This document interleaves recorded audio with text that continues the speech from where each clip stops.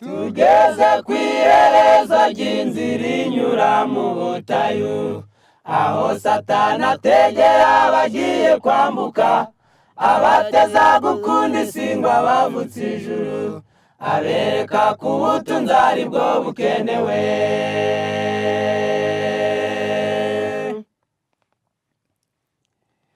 Tugeze ku iherezo ry'inzira inyura mu butayu, aho Satani ategera abagiye kwambuka, abateza gukunda isi ngo abavutse ijuru, abereka ko ubutunzi ari bwo bukenewe.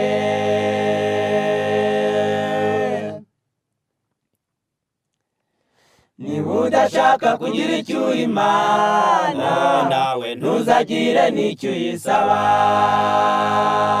kandi guhiga umuhigo ntuwihigure, birutwa no kutawuhiga. Ibyo watanze biza kugarukira, mugenzi mu ngororano tugezeyo.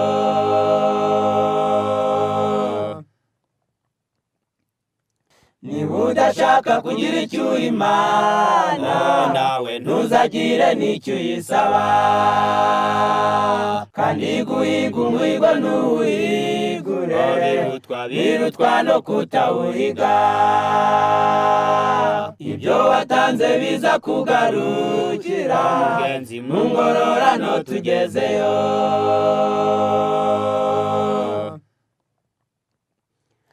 Kwitanga kwigomwa gukorera uwo muremyi wacu, guhigira Imana uvuga kuzayikorera, bigomba kugirwa n'uwakiriye umukiza, byerekana ko wanyuzwe n'ibyo wakorewe.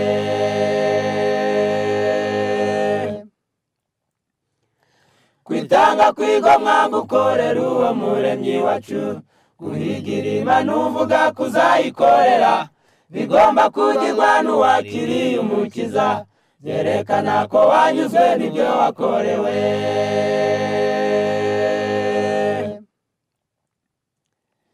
Niba udashaka kugira icyo uha Imana, nawe ntuzagire n'icyo uyisaba, kandi guhiga umuhigo ntuwihigure, birutwa no kutawuhiga. Ibyo watanze biza kugarukira, mugenzi mu ngororano tugezeyo.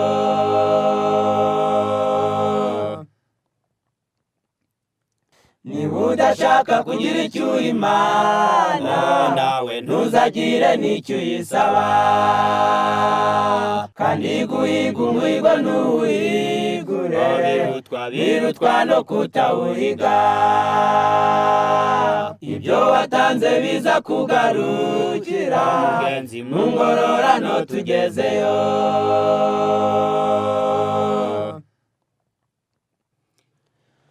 Umurimo w'Imana ureba uwo ari we wese uriho, kugira ubugugunure kure uzavumwa, menya ko gutanga ibyawe ari ukuyiguriza, imigisha izagera ku wayihaye byose.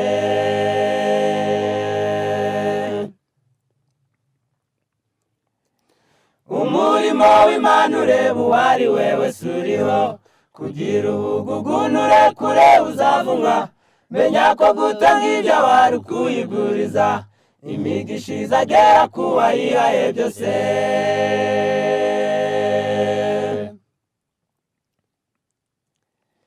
Niba udashaka kugira icyo uha Imana, nawe ntuzagire n'icyo uyisaba, kandi guhiga umuhigo ntuwihigure, birutwa no kutawuhiga. Ibyo watanze biza kugarukira, mugenzi mu ngororano tugezeyo.